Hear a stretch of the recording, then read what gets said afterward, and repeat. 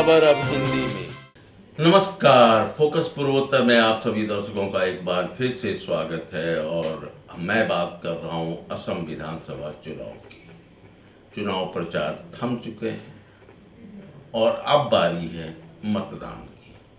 9 अप्रैल को असम विधानसभा की 126 सीटों के लिए एक साथ मतदान आरंभ होगा और यह मतदान सुबह 7 बजे से शाम के 5 बजे तक होगा। जैसा कि आप सभी जानते हैं कि चुनाव प्रचार 7 तारीख को शाम 5 बजे खत्म हो गया था और आज जो सभी उम्मीदवार हैं वह अलग अलग तरीकों से कोशिश कर रहे हैं व्यक्तिगत रूप से अपने समर्थकों से, अपने मतदाताओं से संपर्क करने का। कई उम्मीदवार हैं जो भगवान की शरण में भगवान से प्रार्थना कर रहे हैं कि उनके लिए शुभ हो। और इसी कड़ी में असम के मुख्यमंत्री डॉक्टर हेमंत बिस्वा शर्मा देवघर में बैद्यनाथ मंदिर में गए और उन्होंने पूजा अर्चना की। कोई नाम घर में गया, असम गण परिषद के अध्यक्ष अतुल बोरा नाम घर में पूजा करने गए। उसी तरह से मंत्री रहे अशोक सिंघल ने भी नाम घर में पूजा अर्चना की। हर कोई अपने अपने तरीके से भगवान को, अल्लाह को, ईश्वर को खुश करने की कोशिश कर रहा है ताकि चुनाव परिणाम उनके पक्ष में आए। लेकिन आप सभी दर्शकों से एक ही मेरा आग्रह है कि अपने मताधिकार का प्रयोग जरूर करें, क्योंकि यही वह मौका होता है जहां आप अपने मन के उम्मीदवार को चुन सकते हैं। बाद में आप ये शिकायत करते रहते हैं कि हमारा जनप्रतिनिधि, हमारा विधायक सही नहीं है, वो सही काम नहीं कर रहा है, अच्छे लोग चुन कर नहीं आ रहे हैं। तो ऐसी शिकायतों का नैतिक अधिकार आपके पास नहीं होता है अगर आप अपने मताधिकार का प्रयोग नहीं करते हैं। और चुनाव आयोग ने निष्पक्ष, पारदर्शी और सुरक्षित मतदान के लिए व्यापक व्यवस्था की है और सुरक्षा के भी बृहद इंतजाम हुए हैं। फिर से बता दूं, मतदान सुबह 7 बजे आरंभ होगा और शाम के 7 बजे तक, क्षमा करेंगे, सुबह 7 बजे आरंभ होगा और शाम के 5 बजे तक मतदान चलता रहेगा। उसके बाद यदि भीड़ है और आप मतदान नहीं कर पाए हैं और आप बूथ पर हैं तो आप बूथ के अंदर अगर आप प्रवेश कर चुके हैं तो वहाँ जो मतदान अधिकारी हैं वो आपको पर्ची देंगे और जब तक आपकी बारी नहीं आती है तब तक मतदान की प्रक्रिया चलती रहेगी। अगर हम बात करें तो असम के मुख्य निर्वाचन अधिकारी अनुराग गोयल के अनुसार सुरक्षा के लिए केंद्रीय सुरक्षा बलों की 800 कंपनियां पूरे राज्य में तैनात की गई हैं और संवेदनशील और अति संवेदनशील केंद्रों पर माइक्रो ऑब्जर्वर्स की पैनी नजर रहेगी। राष्ट्रीय और अंतर्राष्ट्रीय सीमाओं को अगले 48 घंटों के लिए सील कर दिया गया है। और चुनाव आयोग ने इस बार विशेष रूप से पहल की है असम में कि पहली बार राज्य के सभी 31,490 मतदान केंद्रों पर 100% लाइव वेबकास्टिंग का उपयोग किया जा रहा है और इसका सीधा प्रसारण जिला निर्वाचन कार्यालय और चुनाव आयोग के मुख्यालय से देखा जा सकता है। अगर हम बात करें उम्मीदवारों की तो कांग्रेस ने सबसे अधिक 99 उम्मीदवार मैदान में उतारे हैं।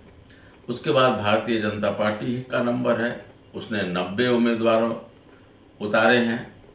इसके बाद बदरुद्दीन अजमल साहब की पार्टी AIUDF, उसने राज्य में 30 उम्मीदवार मैदान में उतारे हैं, जबकि NDA के घटक दल असम गण परिषद ने 26 सीटों पर उम्मीदवार उतारे हैं और बोडोलैंड पीपुल्स फ्रंट ने 11 सीटों पर अपने उम्मीदवार खड़े किए।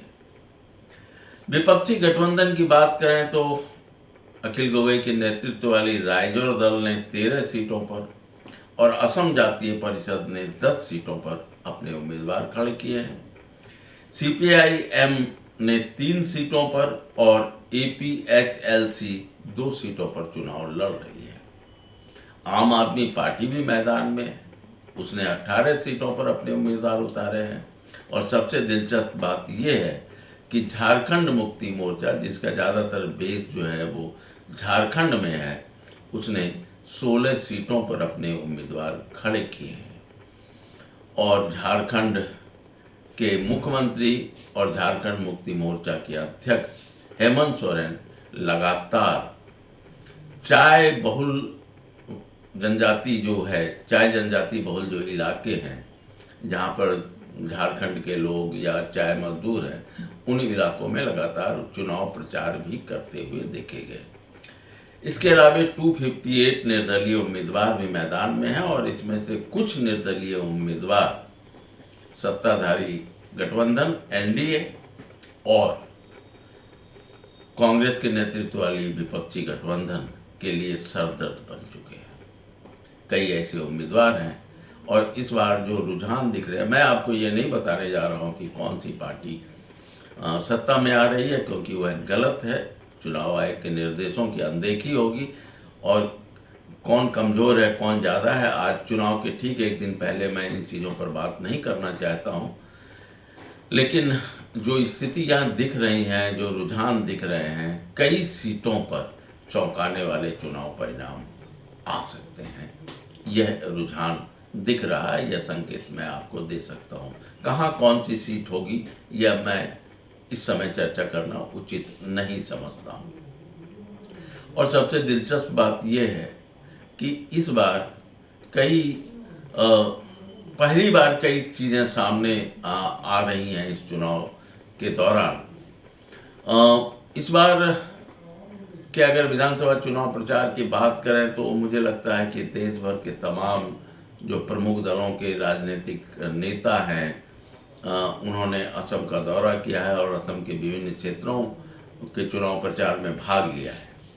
चाहे वो बात प्रधानमंत्री नरेंद्र मोदी की हो या केंद्रीय गृह मंत्री अमित शाह की हो, नितिन गडकरी की हो, और कई राज्यों के मुख्यमंत्रियों ने भी भाजपा की तरफ से चुनाव प्रचार किया है।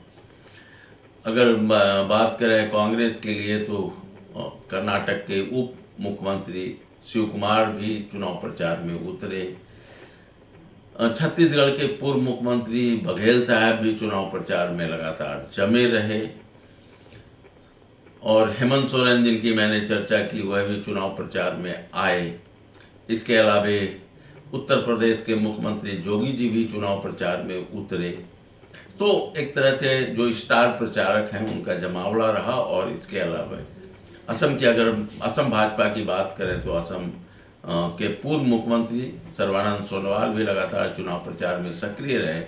लेकिन अगर हम भारतीय जनता पार्टी की बात करें तो पूरे चुनाव कैंपेन की बागडोर संभाले हुए थे खुद डॉक्टर हेमंत बिस्वा शर्मा। मुझे यह लगता है कि असम की प्राय सभी विधानसभा सीटों को उन्होंने कवर किया है, कहीं पर रैली की है, कहीं पर रोड शो किया है और चुनावी सभा किया है। तो अगर भाजपा की तरफ से बात करें तो पूरे जो चुनाव प्रचार का जो चेहरा था वो डॉक्टर हेमंत बिस्वा शर्मा थे और वो रात दिन लगातार चुनाव प्रचार करते दिखे गए।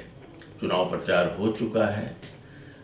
अब साइलेंट पीरियड इसको कहा जाता है जब एक दिन पहले चुनाव प्रचार रुक जाता है और 8 तारीख पूरी तरह से साइलेंट पीरियड रहा।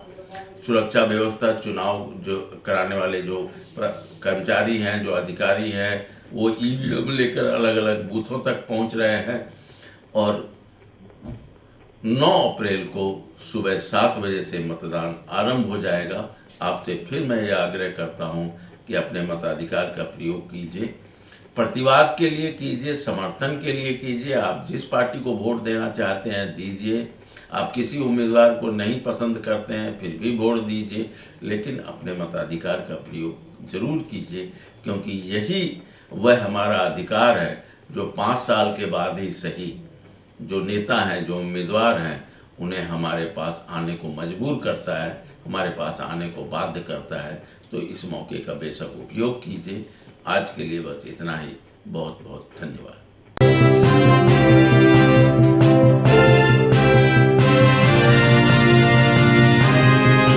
पूर्वोत्तर की खबर अब हिंदी